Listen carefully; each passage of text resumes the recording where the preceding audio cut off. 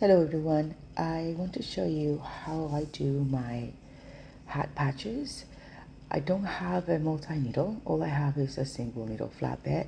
So I found a way to do my hats. I want to do hats really bad. I like them, I think they're fun.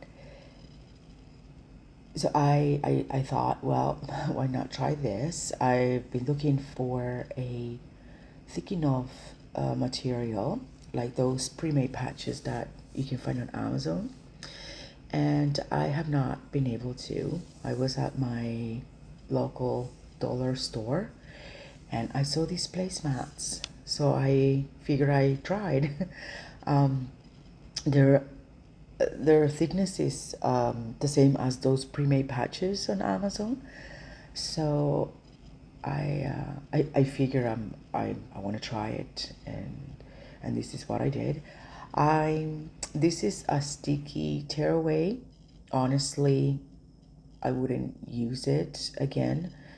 You'll see farther in the video. It was hard to take off the backing once it was done. Um, so here I just trace.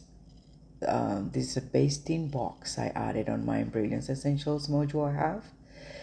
And I added the basting box just to kind of see where I would cut or trim the patches later on.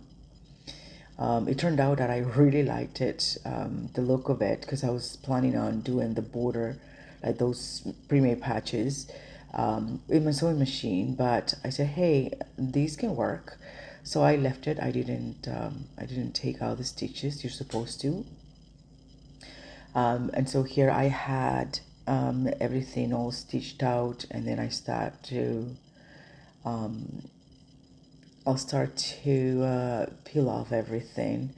And yeah, this part took a long time. I did the trimming and the sealing of the very loose thread I have. Um, but the back was really hard. So this is the placemat from Dollarama. I'm from Canada. You might be able to find it at Dollar Tree, I believe, or any other dollar store you may have. It is soft, but it's firm at the same time. So, and it stitches beautifully. I had no issues except for that G that you say there, that you see there. That one gave me a little bit of trouble, but I returned my machine and it was all good to go. Everything else you see, it's stitched out beautifully. A And then I just kind of heat seal the stitches, and the back, it was the one that took me a long time. So next time I'll just use regular tearaway, and then I will spray it with the 505 adhesive, like it's a basting spray, and it's a low tack, so it is easy to remove the backing once you're done with your project. I used a um, few of the files from Shop 1091. I will post the links of everything that I've used except for the placemat in the description box below. Again, I'm from Canada, but Shop 1091, it is from the United States, so you can go and buy her files. They're very good. So the wifey file, the Guts Girl, the workshop, and the Tan and Tipsy are from her. The other ones I just made it in my Brilliant software. I love the software. It is amazing. I only have the essential modules. It's kind of like the starter one or something. So here I'm putting the adhesive. This is, I believe, is the generic brand from that Lone Star adhesive that everyone raves about. I don't have access to it. I looked on Amazon and it's not there. So I found this generic one, and there was a little teeny tiny clip of a person reviewing the product, and it stuck like really good between two pieces of fabric that she used. So I decided to give it a try. It's a big roll, and I mean, you see, you use minimal. Um, I removed the Teflon sheet because I realized I didn't need it because the back of the adhesive is waxy enough. I was afraid that it was going to stuck on my Cricut press. You can use an iron as well. Um, then you have, it's a cold peel. It's a cold peel, so that got really hot. That's why you see me touching it like that. And then I tried to kind of cool it off with that, and it got even hotter. So I used a little flannel rag that I have for my hat press, and then I let it cool off because it's a cold peel. So just do your thing. I was trying to see if it was tacky, and so I started cutting all my patches there. For me, I'm a sewist, so I love Rory Carter. It's such a precise cut, clean, better than with scissors, and a little quilting ruler, and that gives you a very clean cut. You'll see after I'm done with the patches, like they look like so good.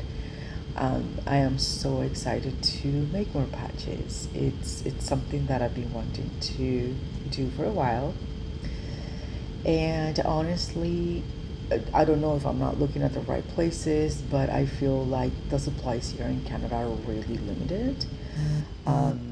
So these Dollarama mat, I saw it. I'm like, oh, I gotta try this. So, and I'm so glad I did because it just works beautiful. Like I'm going back and getting more because I do want to make more patches. I have so many more ideas. So I am trimming all the patches here, and then I'll just go ahead again. I didn't put it in the video. I didn't want it to be that long. I just trimmed the other edges and just to make it like the nice shape. And then I do have hat press, like a heat press for hats, and I set that at 305 degrees, and it was the time to press was for 15 seconds. But then you'll see later on in the video that I kind of double press because I just want to make sure that this thing was going to stick. So I ended up putting it for 25 seconds, and that seemed to work very nice. I thought my phone was recording the part where I was setting up the patches onto the hat. It did not. And but it's really easy. I use I think it's called a heat transfer tape or DTF transfer tape. It is just a tape that is heat resistant, so you can put it under the heat press. And I put a strip of that tape right in the middle of the patch, and then I place my hat all position on the hat press, and then I put my you'll see when I take it, like I forgot, I thought I was recording but I wasn't, and then here I'm pressing the hat, and then once I take it out you'll see what I mean about the heat resistant tape. I put 3 just to make sure that the patch is placed there centered and it's not going to move. If I need to reposition the hat or something, see those 3 lines there, those are the strips that I use for the heat resistant tape, I guess it's called. I can link all these in the description box below. But again, I'm in Canada, but you have an idea of what it is, and then maybe you can find something like that on your side of Amazon or local. So here I pressed for 15 seconds, but then I just pressed a little bit more, so I ended up just setting up the timer for 25 seconds, and it worked very well. With these, I also let the hat cool off completely. So because I was doing a little bit of hats, I think I did like, I don't know, 6 or 9. So I just put it aside.